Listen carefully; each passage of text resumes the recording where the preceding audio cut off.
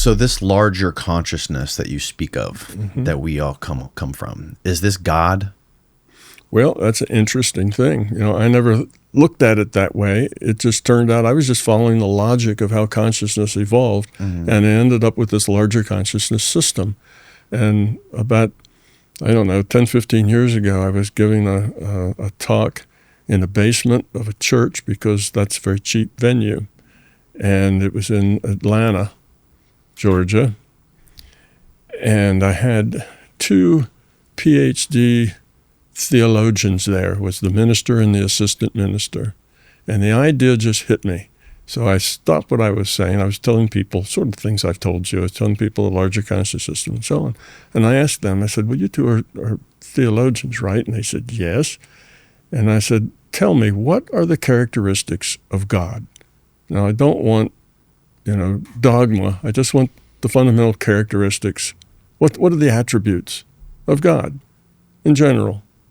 And they did. They went and huddled and came back about 10 minutes later, and here was their list, and they had about 6, 7 things on there that was the attributes of God. Every one of them was an attribute of the larger consciousness system. And when I didn't expect that. I thought maybe 1 or 2 or 3 might be, but all of them were. And after that, I started thinking about it. Well, this model has also derived God. What is God? Where does it come from? Well, it's the larger consciousness system. It's the source of everything. Oh, yes, we are created in its image. We're little pieces that are the same piece of consciousness with memory and processing and whatever. We're virtual machines inside the larger machine, and it all kind of fell together. That's what most people talk about when they talk about God, functionally, the attributes. But now, the larger conscious system isn't perfect. It's not supernatural. It's natural. It doesn't know everything all the time, but it can know everything, but it has to focus its intention. It has to focus here or focus there. And if it focuses everywhere at once, then it doesn't get the fidelity that it does if it focuses various places. So it's a consciousness system. And then that says that it has all those same functions that we ascribe to God. So not only does this theory of everything do physics and do psychology and do metaphysics and do philosophy, but it also does theology. And that answers some of the big questions in theology. But where's God come from? And how did that start and on? Well, it all goes back to that original cell of consciousness that could just be a 1 or a 0, and it evolved from that state.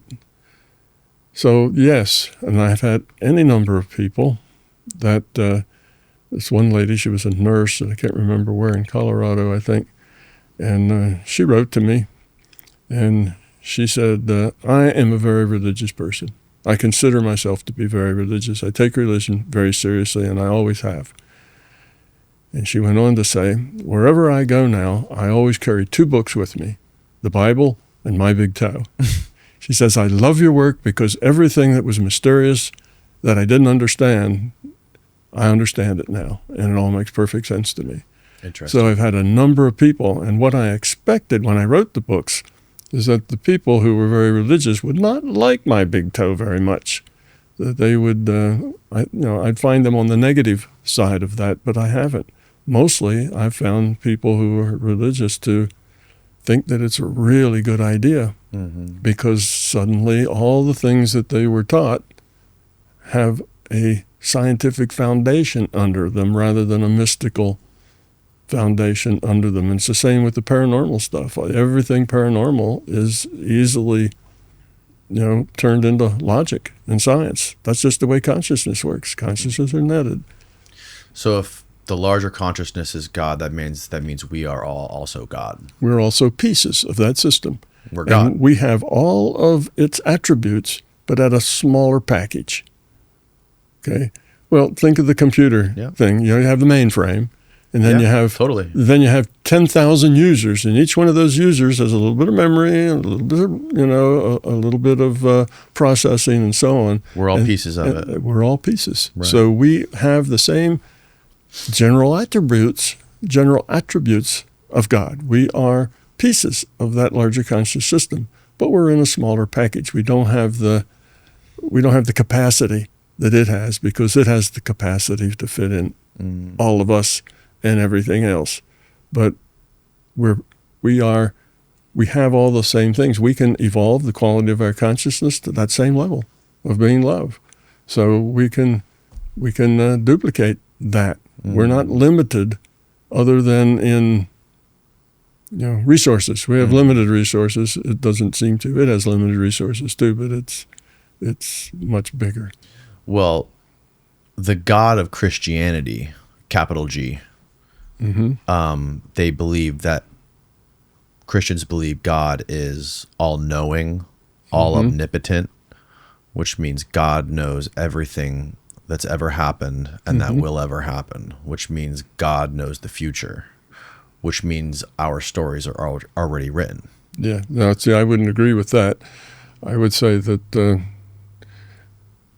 larger conscious system knows most everything that has happened, because it's all in that database that it collects on all the decisions and choices and so on. So it's got all that data collected, and it has omniscience in the sense that it can look at everything that's going on and why it's going on. So because we're pieces of it, the mainframe can look at all the users and what the users are doing and how they're doing it. The mainframe, it's just a piece of the mainframe. So the mainframe isn't locked out of that. They're just using a piece of that mainframe. So it's the same thing. So yes, the mainframe can know what's going on, but the future is not a done deal, because if the future is a done deal, then there are no choices. If there are no choices, there is no free will. If there is no free will, there's no consciousness. Consciousness, I define as awareness with a choice. That's it, awareness with a choice. Free will is necessary for consciousness. If there are no choices, then there is nothing. There's no growth, there's no evolution, there's no change. If it's all fixed, then there's nothing happening. It's the zero set, so there's no purpose to it. It's just done, finished. It's a so what? There's nothing significant ever. And that doesn't build a system. You can't build a system out of that. So the idea that this is a deterministic. Now the physicists will like to say this is deterministic, because they want to say that if I knew the state vector of every particle in the universe, I could compute everything that would happen from there on. But that's nonsense. It doesn't work like that. Physicists who want to believe that matter is at the bottom, even though their experiments tell them that they're not, they paint themselves in a corner. There's two logical positions that are totally opposite, and you can't mix them. One is that this is deterministic and materialistic. If it's materialistic, it has to be deterministic. Those two are a match set. They go together. On the opposite corner, philosophically, you have consciousness, time, and free will. Those three have to exist. If you take any one of them away, the other two can't make it. Consciousness needs choice. Conscious of what? Doing what? It has to have input. You have to have choice, this input or that input. You have to have choice. How do you interpret the data? So if you don't have choice, you don't have free will. If you don't have free will, there is no point in consciousness. Consciousness doesn't really exist. It's not, there's nothing to do. It's all been done. Right. So it's like I say, it's the zero. It's starting at zero. There's nothing. Nothing can change. Nothing can grow. Nothing can evolve. Nothing can ever be learned. It's just nothing. So that you can't make a system out of nothing doing nothing. Right. So I find that to be kind of an irrational space to be. The rational space is, yes, there is growth, there is change, there is time. If you have a choice, you have to have time before the choice, after the choice. So the physicists will have to tell you that this is deterministic, there is no free will, and there is no consciousness, and there is no time.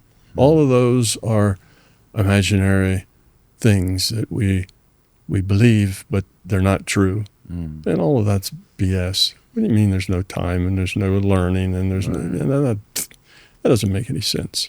That's because they misinterpret one of Einstein's equations. They get that, but there is time, there is free will, and there is choice. And that free will is kind of sacred in the world of consciousness. That's what, if you don't have free will, then again, you don't have anything. Right. So you need all three of those: time, choice, and awareness. All of those together have to be, as a set. Just like materialism and determinism have to go as a logical set. And you can't have one foot in this camp and one foot in that camp and still be rational. Right. To be rational, you have to be in this one, or at least consistent. You have to be in this one or that one, or you're logically inconsistent. So that's the choice. The zero set that does nothing goes nowhere, and the set that evolves and grows and creates, that's the set that is what I experience. Mm. Yeah.